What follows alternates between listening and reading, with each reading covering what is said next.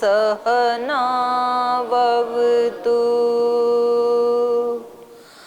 सहनौ भुनक्तु सह वीर्यं करवावहै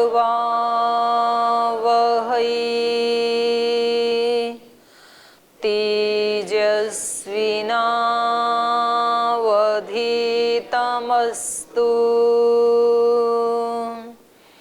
मा विद्विषावहै।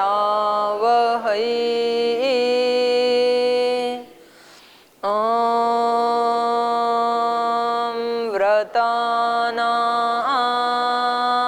व्रतपते व्रतं चरिष्यामि तच्छकीयं तन्मे राध्यताम् इदमहमनृतात् सत्यमुपैमि ॐ शान्ति शान्ति शान्तिः।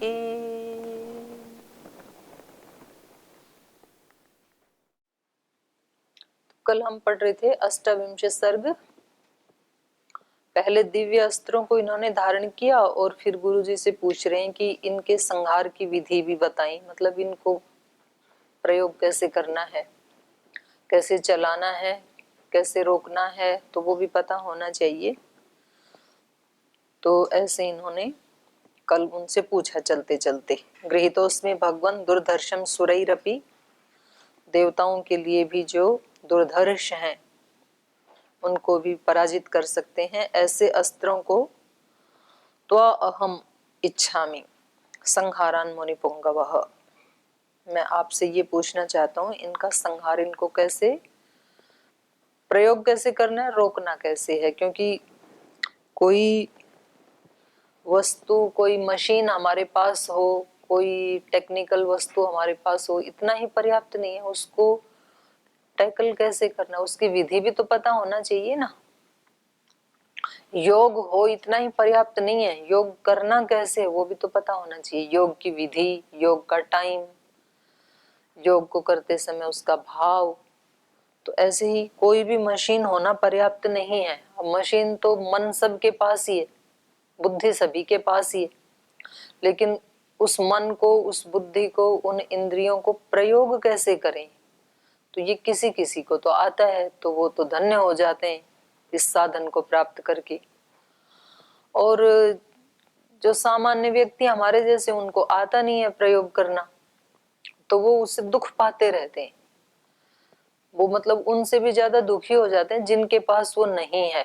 जैसे पशु पक्षी, उनके पास वो वाला मन नहीं है, हमारे वाला ज्यादा एक्टिव मन नहीं है उनके पास, सामान्य एक्टिव है, इसलिए वो ज्यादा दुखी भी नहीं होते हैं। पशु पंछी है ना, भोगियों नहीं है, ठीक है, हम शांत से रहते हैं। गाय को देखो कभी गौशाला में जाके, तो उसकी आंख से, उसके चेहरे को देखने से पता लगता है वो अंदर से पूरा शांत है। ऐसे दूसरे प्राणी भी या तो शांत रहते हैं या तो खुश रहते हैं। रोते हुए कम ही मिलेंगे आपको, टेंशन में कम मिलेंगे। कभी बीमार बुमार हो जाए तो अलग बात है। और हमारे पास मन बुद्धि है, पर हम इसलिए परेशान होते हैं कि हम उसका उल्टा प्रयोग कर लेते हैं। ठीक प्रयोग तो करना आता नहीं है, और प्रयोग ना करें ये हमारे वश में नहीं है, क्योंकि मन का स्वभाव ही क्या है, मनुष्य के मन का एक्टिव रहना। तो यहाँ पर इसलिए ये पूछ रहे हैं, जैसे ये बाहर के जो बाण हैं ये युद्ध के लिए बहुत जरूरी हैं, क्योंकि बिना साधनों के युद्ध हो नहीं सकता है। बिना अस्त्रों के युद्ध कैसे हो सकता है। कोई व्यक्ति युद्ध के मैदान में जाए और अस्त्र एक बिना हो पास में, तो फिर मरेगा। तो अस्त्र होना बहुत जरूरी है। अस्त्र पास में है, चलाना नहीं जानता है, वो भी युद्ध में पराजित ही होने वाला है। तो पशु पक्षी ऐसे, उनके पास अस्त्र है नहीं, तो इसलिए वो कोई विशेष विजय प्राप्त नहीं कर सकते इस सृष्टि में आकर के। ठीक, अपने भोग भोग करके बेचारे चले जाएंगे। हमारे पास अस्त्र तो हैं, लेकिन हमें चलाने नहीं आते। इसलिए हम इस सृष्टि में आके शरीर भी मिला, मन भी मिला, बुद्धि भी मिली, इंद्रियां भी मिली, सब कुछ मिला, शास्त्र भी मिला, गुरुजन भी मिले, टूल्स तो सारे हैं, चलाने नहीं आते हैं। हथियारों को, अपनी इंद्रियों को, अपने मन को, अपने शरीर को कैसे हम अपने लाभ के लिए प्रयोग करें वो हमें नहीं आता है। अपने गुरुजनों को, अपने मित्रों को, अपने संस्थान को कैसे हम अपने लिए अत्यंत उपयोगी बना लें वो हमें नहीं आता है। फिर हम हार जाते हैं, हथियार होते हुए भी विजय प्राप्त नहीं कर पाते हैं। तो ये जो ग्रंथ होते हैं ना, ये एक ही कोई श्लोक, एक ही मंत्र, एक ही सूत्र के माध्यम से हमें अनेक शिक्षाएं देते हैं। केवल मात्र कोई एक स्थूल वर्णन नहीं होता है, स्थूल के साथ साथ उसके कई सूक्ष्म वर्णन भी होते हैं।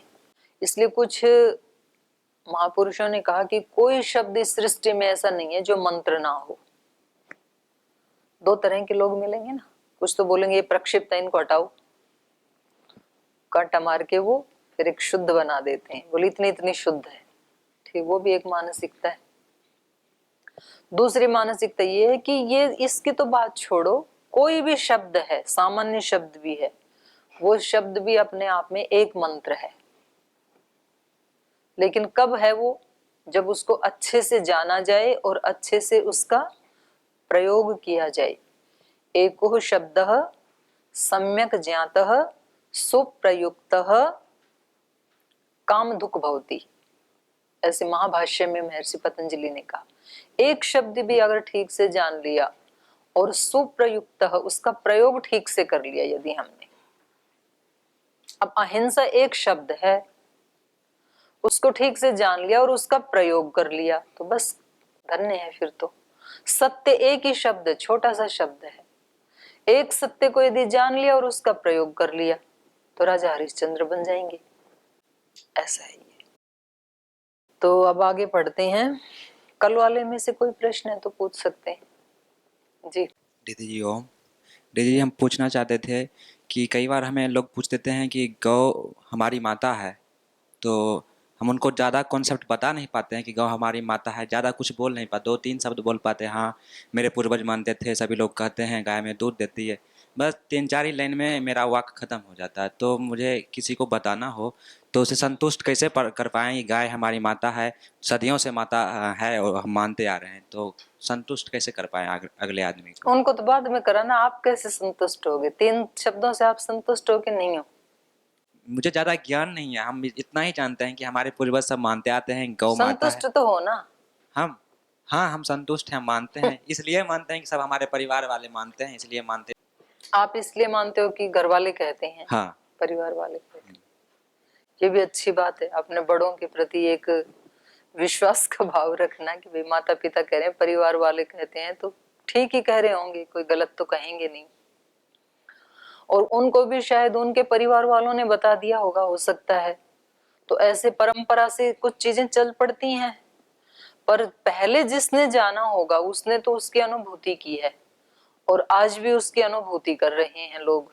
तो अगर उसको भौतिक दृष्टि से देखें तो आज के विज्ञान के युग में A2 मिल्क सबसे अच्छा माना जाता है शरीर के लिए, और वो गाय में होता है, और गाय में भी देसी गाय में होता है।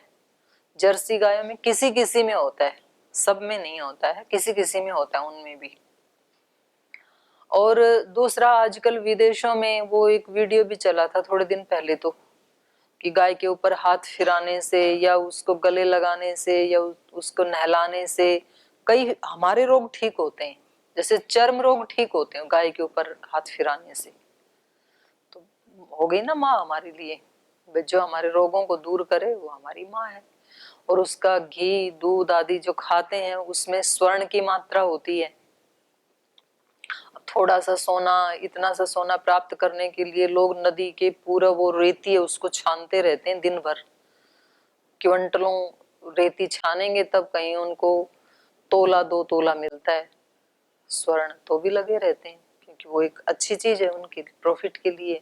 तो ऐसे गाय के घी में, दूध में, दही में आरोग्य के लिए अच्छा है, फिजिकल आरोग्य के लिए अच्छा है, मानसिक आरोग्य के लिए अच्छा है। तो विदेशों में तो सब अब बहुत टेंशन में आ गए ना, तो कहते हैं गाय के पास जाने से टेंशन फ्री होते हैं।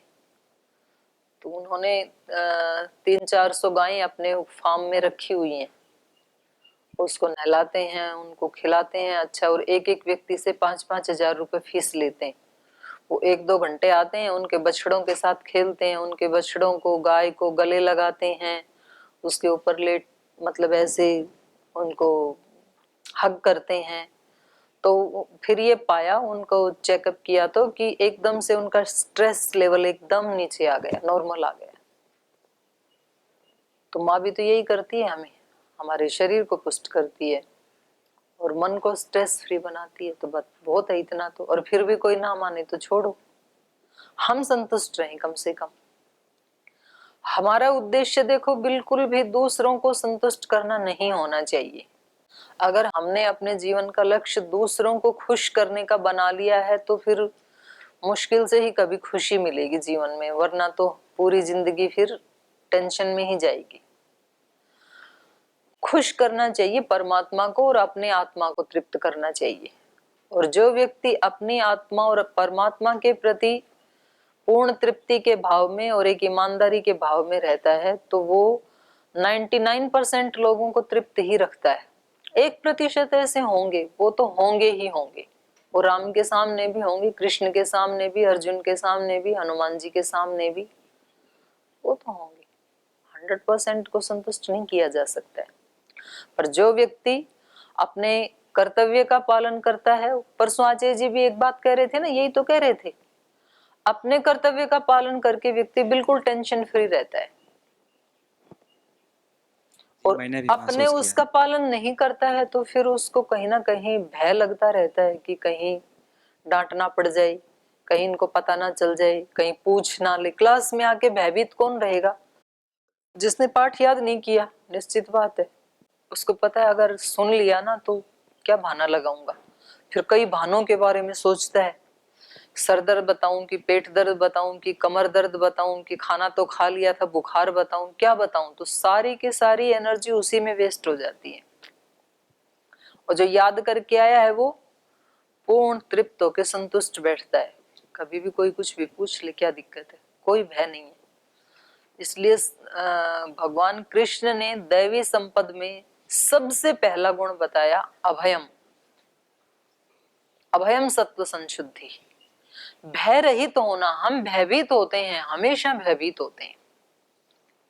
विद्यार्थी को भय है कि कहीं कम अंक ना आए, कहीं पाठ याद नहीं है, गुरुजी ना सुन लें, आज हम नियमों में नहीं गए, कहीं पता ना लग जाए, शिकायत ना लग जाए। कितने सारे भय हैं विद्यार्थी को। किसी व्यक्ति को कहीं मेरे को रोग ना लग जाए, कहीं कोरोना ना लग जाए, कितना बड़ा भय है। आज तो सारी दुनिया भयभीत है, खुद ही व्यक्ति भयभीत होता है, अपने ऊपर डाउट करता है खुद ही कि कहीं मेरे को कोरोना तो नहीं हो गया, थोड़ा सा होती तो कितना बड़ा भय है ये। किसी व्यक्ति को भय है कि पता नहीं आहार ये शुद्ध है कि अशुद्ध है। किसी व्यक्ति को भय है कि धन कम है तो आगे कैसे चलेगा, सैलरी बढ़ी नहीं अब की बार तो इस साल में कैसे चलेगा। किसी को भय है कि ये बच्चों को भेज तो रहे हैं, पता नहीं कैसा पढ़ेंगे, सेट होंगे नहीं हो पाएंगे।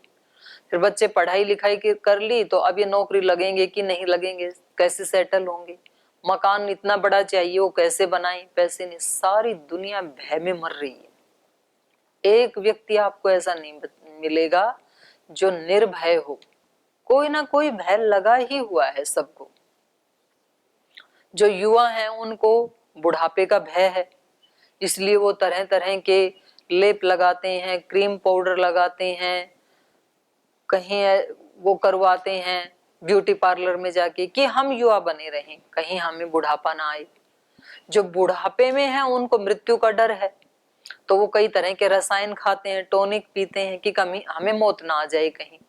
हर व्यक्ति भय से युक्त है। एक ही इंसान आपको निर्भय मिलेगा जो अपने कर्तव्य का पालन करता है और भगवान की शरणागति में रहता है, उसको कोई भय नहीं है। इसलिए भर्तृहरि राजा ने कह दिया वैराग्यमेव अभयम, वैराग्य ही अभय है, क्योंकि वो अपने कर्तव्य का पालन करता है, भगवान की शरणागति में रहता है, उसको ये भी चिंता नहीं है कि भगवान मुझे कब दर्शन देंगे, कब मिलेंगे, कब आत्म साक्षात्कार होगा। जब वो चाहे हो जाएगा, पर मैं अपने कर्तव्य में कोई त्रुटि ना करूं। तो उसको अपने सारे कर्तव्य करने के बाद भी टाइम बच जाता है भजन करने के लिए। और ये जो टेंशन से युक्त व्यक्ति रहता है, इसको टाइम ही नहीं है। इसको ना पढ़ने का टाइम है, ना ध्यान लगाने का टाइम है, ना व्यायाम करने का टाइम है, काम एक भी पूरे नहीं होते हैं। और ये कहता है कि मैं तो बहुत बिजी हूं, मेरे पास टाइम ही नहीं है। और जो अभय होता है, जो व्यक्ति निश्चिंत होता है, बड़ा स्मूथली अपने काम करता है, और फिर भी टाइम बच जाता है भगवान का भजन करने के लिए, वो भी जरूर करता है। तो ये हमें ये शास्त्र ही सिखाते हैं, ये जो जीने की कला है। क्योंकि देखो टाइम तो लिमिटेड है सबके पास। ये जो शरीर मिला ये तो छूटना ही है, यहाँ से तो जाना पड़ेगा, ये सदा थोड़ी रहने वाला है। तो जो भी अपने पास परिस्थिति आई, अब ये जो आप पढ़ रहे हैं तो सारी जिंदगी ऐसे थोड़ी पढ़ते रहेंगे आप। ये तो कोई टाइम है, लिमिटेड टाइम है ये। इसमें आप कितना एंजॉय कर सकते हैं पढ़ाई का, उतना आपको करना चाहिए। कितना आनंद ले सकते हैं पढ़ने का, तो ये तो 2 4 5 वर्ष मैक्सिमम बस, उसके बाद नहीं रहेगा ये। फिर आप याद करोगे, जब हम यहाँ आए थे, पढ़ते थे, रामायण का पाठ होता था, कितना आनंद आता था। दूसरे व्यक्ति पर प्रश्न पूछते थे, फिर उसके ऊपर चिंतन होता था। और अब जब हो रहा है तब आप कहीं और खोए रहते हैं। तो कोई भी परिस्थिति सदा रहने वाली नहीं है। दुख सदा थोड़ी रहने वाला है, सुख सदा थोड़ी रहने वाला है, आने जाने वाले ही हैं ये। तो इसलिए सबको ही एंजॉय करना चाहिए व्यक्ति को, अनुकूल को भी प्रतिकूल को भी। और हमेशा उसका ध्यान भगवान के चरणों में रहे।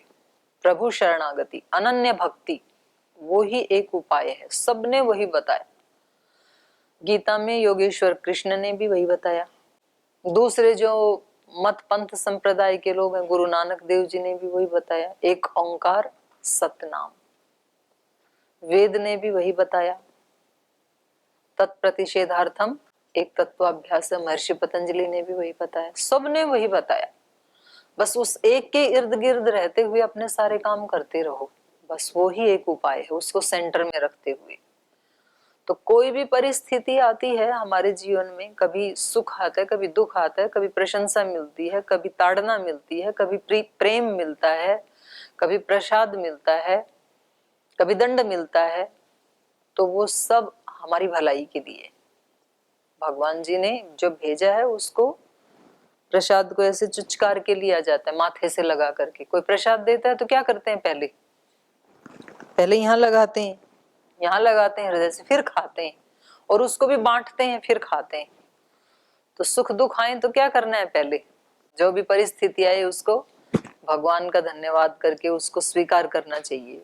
लेकिन उसकी प्रैक्टिस नहीं कर पाते हैं, अभ्यास नहीं कर पाते हैं हम। अभ्यास करने से हो जाएगा। तो ऐसे केवल गऊ ही माता क्यों, गऊ में तो बहुत सारे गुण हैं, तो इसलिए उसको माँ कहा जाता है। हमारे यहाँ ये भी केवल भारत में ही मिल सकता है। नदियों को भी माँ कह दिया, पशुओं को भी माँ कह दिया, धरती को भी माँ कह दिया, प्रकृति को भी माँ कह दिया। ये इतना ऊंचा श्रद्धा का भाव आपको कहीं मिलेगा नहीं धरती पे, ये भारत में ही हो सकता है। इतनी कृतज्ञता का भाव, क्योंकि ये देश में ये ऋषियों का देश है, ऋषि परंपरा का। तो उनके हृदय में ही इतनी कृतज्ञता हो सकती है कि कहीं से भी मिले तो हम उसको पशु को पशु नहीं मानते, हम उसको माँ मानते हैं। हम उस धरती को एक मिट्टी का टुकड़ा नहीं मानते। श्री अरविंद ने भी लिखा अपने पुस्तक में कि मैं इस धरती को, इस देश की मिट्टी को मिट्टी का टुकड़ा नहीं मानता, जमीन का कतरा नहीं मानता हूं। मेरे लिए ये मेरी माँ है, और के कोई मेरी माँ के सीने पे बैठ करके उसका खून पिए तो मैं बर्दाश्त नहीं कर सकता हूँ। किसी ने उनसे पूछा कि आप क्यों ये राजनीति में कूद पड़े हो, क्या भारत माता लगा रखा है। तो अब हमारी ऐसी संस्कृति रही है, तो वो आपने जो कहा वो ठीक है कि हम ऐसे सुनते आए परंपरा से, तो हमें परंपरा से ही वो मिल गया और हमारे ऋषियों ने उसकी खोज की, तब उन्होंने बताया। तो हमें सबके प्रति ही ऐसा ही भाव रखना चाहिए, श्रद्धा का ही, पशुओं के प्रति भी, मनुष्यों के प्रति भी, प्रकृति के प्रति भी। और आज तो सारी दुनिया मान रही है, कोरोना ने तो सबको बता दिया ना कि ऐसे जियो, तो अभी वो लोग तो पूरा उसके प्रति अलर्ट है। और उन्होंने पता कर लिया, उनको पता लग गया इसका एक ही उपाय है, योग, यज्ञ, आयुर्वेद, सात्विक जीवन, आध्यात्मिक जीवन, यही इसका उपाय है। और कोई प्रश्न किसी का? दीदी जी, हम योग दर्शन पढ़ रहे थे तो बुद्धि भी आया और ज्ञान भी आया एक ही वाक्य में, तो ये दोनों वाक्य में अंतर स्पष्ट नहीं हो पाया मेरे मन में। बुद्धि तो इंस्ट्रूमेंट है, और उस इंस्ट्रूमेंट के माध्यम से जो अनुभूति होती है आत्मा को, वो ज्ञान है। एक और दीदी प्रश्न था, कहा जाता है कि जब कुंभ मेला लगता है या फिर तो 12 वर्ष के बाद कहीं कहीं लगता है अलग अलग स्टेट में, तो वो कहा 4 स्थान निश्चित है उसके। अच्छा, अलग अलग स्टेट में नहीं लगता। तो कहा जाता है कि जन्मों जन्मांतर का पाप धुल जाता है, तो इसमें क्या विज्ञान है? क्योंकि हमारे देश में ऐसी परंपरा बना के रखी हमारे ऋषियों ने कि भाई 12 वर्ष में एक बार पूरी आध्यात्मिक सत्ता कहीं एक जगह एकत्रित हो जाए। अलग अलग मत पंथ संप्रदाय के लोग हैं, तो अलग अलग माध्यम से जिसने जो ज्ञान प्राप्त किया है, तो वो फिर एक दूसरे से आदान प्रदान कर लें।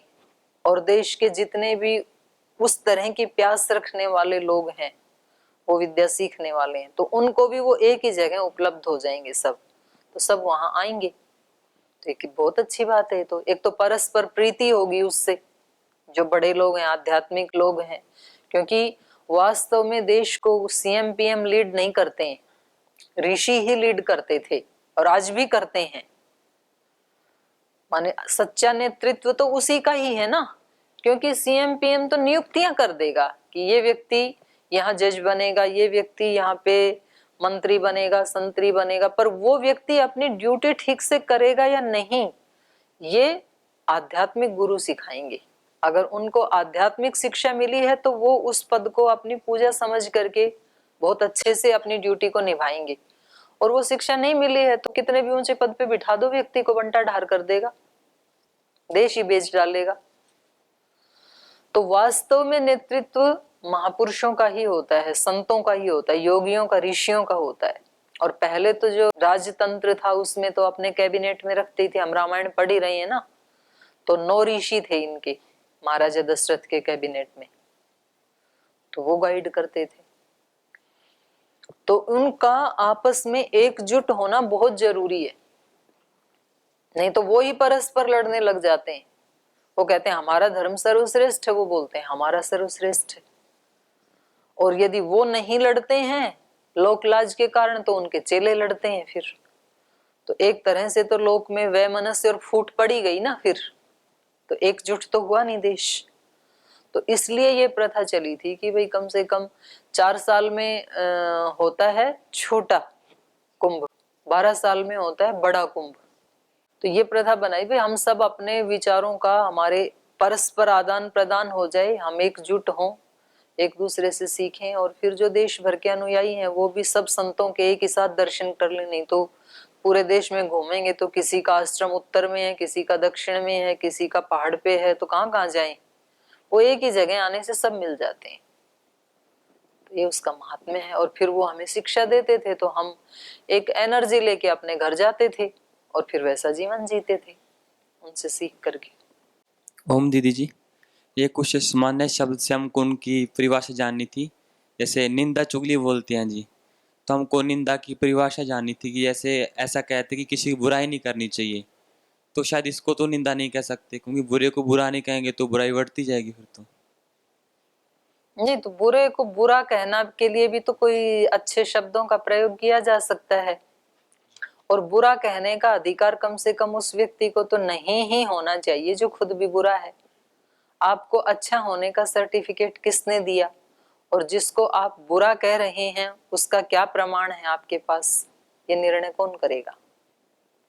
क्योंकि जो भी व्यक्ति निंदा करता है किसी की, वो अपने आप को तो बिल्कुल साफ सुथरे की सर्टिफिकेट देता है कि मैं तो बिल्कुल अच्छा हूं, और जिसकी निंदा कर रहा है उसको बिल्कुल क्रॉस का सर्टिफिकेट देता है। तो इसका क्या प्रमाण है? क्योंकि जैसे हम अपने आप में अच्छे हैं, ऐसे ही उस व्यक्ति से आप पूछोगे तो उसके पास भी वो काम करने के अपने हेतु हैं। वो क्यों कर रहा है ऐसा, उसके पास भी हेतु हैं। और दूसरी बात यह है कि आप किसी बुरे को बुरा कह करके ना तो कोई अपना लाभ कर रहे हो और ना ही कोई उसका लाभ कर रहे हो। ये शक्ति और समय की बर्बादी के सिवाय और कुछ भी नहीं है। यदि वास्तव में ही आप उसके प्रति कोई उसको अच्छा बनाने का भाव रखते हैं, तो आप कोई ऐसा उपाय सोचो कि कैसे उसकी बुराई को हटाया जाए। व्यक्ति बुरा नहीं होता है, उसकी कोई आदत बुरी होती है। व्यक्ति तो वो भी वही आत्मा है जो आप हैं। तो इसलिए हमारे महापुरुषों ने कहा, पाप से घृणा करो, पापी से नहीं, क्योंकि पाप करने वाला तो आत्मा ही है। और हमारे महापुरुषों ने इसका प्रमाण भी दिया।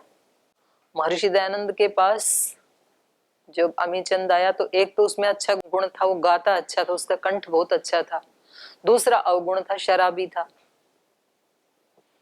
तो दूसरे लोगों ने कहा कि जी ये तो किस व्यक्ति को आपने मंच के ऊपर बुला लिया, ये तो पियक्कड़ है। तो उन्होंने उसको तुरंत दुत्कारा नहीं, बस उन्होंने जब वो गाना गाने के बाद उनके पैर छूने के लिए, आशीर्वाद लेने के लिए गया, तो धीरे से उसके कान में इतना ही बोला, हो तो हीरे पर कीचड़ में पड़े हो, बाहर आ जाओ। और फिर उससे उनका जीवन बदल गया।